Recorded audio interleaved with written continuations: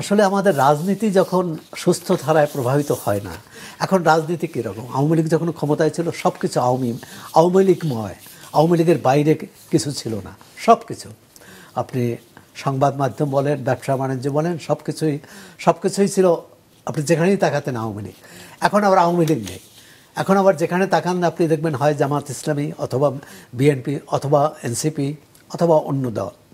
তো এই যে প্রবণতা, এই যে পালাবদলের রাজনীতি, এটি তো গণতান্ত্রিক দেশে হওয়া উচিত না। সবাইকে নিয়েই, গণতন্ত্র মানে সবাইকে নিয়ে চলা।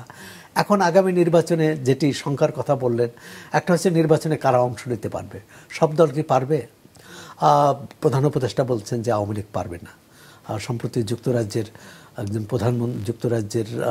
যুক্তরাজ্যের একজন মন্ত্রী তার সঙ্গে দেখা করেছিলেন, তার সঙ্গে আলোচনায় বলছেন যে আওয়ামী লীগের কার্যক্রম যেহেতু নিষিদ্ধ, এই দলটি নির্বাচনে অংশ নিতে পারবে না। তারপর আওয়ামী লীগের সহযোগী যারা ছিল তাদের ব্যাপারে কিন্তু সরকারের কোনো আইনি নিষেধাজ্ঞা নেই, কোনো আনুষ্ঠানিক নিষেধাজ্ঞা নেই। যেমন 14 দল, আওয়ামী লীগ ছাড়া অন্যান্য যে সংগঠন, অন্যান্য যে দল, জাতীয় পার্টি যদিও ইতিমধ্যে কয়েক ভাগ হয়ে গেছে, তারা পারবে কি পারবে না। নির্বাচন কমিশনের পক্ষ থেকেও কিন্তু এ ব্যাপারে খোলাসা করা হচ্ছে না, সরকারের পক্ষ থেকেও না। আর এটা হচ্ছে যে কে পারবে কে পারবে না। আচ্ছা, যারা পারবে না, যদি তারা স্বাভাবিকভাবে চাইবে যে নির্বাচন যাতে না হয়, নির্বাচনে বাধা দেবে। এবং ইতিমধ্যে তো সামাজিক যোগাযোগ মাধ্যমে আওয়ামী লীগের নেতাকর্মীদের মধ্য থেকে এর ধরনের প্রচার আছে যে তাদের বাদ দিয়ে যদি নির্বাচন করা হয় সেই নির্বাচন তারা করতে দেবে না, বা সেই নির্বাচন গ্রহণযোগ্য হবে না, এটাও বলেছে।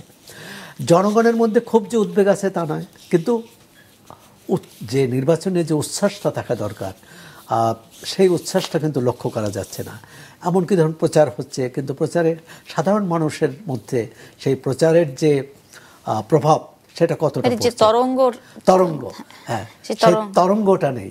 এখন মনে হচ্ছে একটা কি বলে তরঙ্গহীন নদী বা সমুদ্র। তো এটাকে তরঙ্গ আনতে যায় না যে নির্বাচন কমিশন তফসিল ঘোষণার পর এই তরঙ্গটা আসবে কিনা, এবং ওই ভয়টা তো থাকেই।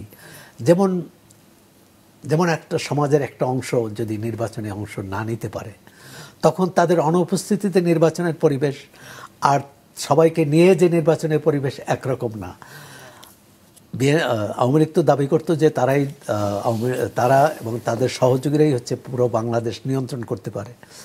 তারা 15 বছর ক্ষমতায় থেকে সেটা নিয়ন্ত্রণ করার চেষ্টাও করেছে। পুলিশ ছিল তাদের অধীনে, প্রশাসন ছিল তাদের অধীনে, পুরো বাংলাদেশ শিক্ষা প্রতিষ্ঠান ছিল তাদের অধীনে, আইন অঙ্গন ছিল তাদের অধীনে, এমনকি এক অর্থে সংবাদ মাধ্যমও তাদের অধীনে ছিল। তারপরও কিন্তু গ্রহণযোগ্য নির্বাচন করতে পারেনি, বিশ্বাসযোগ্য নির্বাচন করতে পারেনি। এমনকি 24-এর যে নির্বাচন হলো, যেটাকে আমিডামি নির্বাচন বলা হয়, সেই নির্বাচনে আওয়ামী লীগের সমর্থকরা কি সবাই গেছে? তাহলে তো এই ভোটার উপস্থিতি এটা হওয়ার কথা না।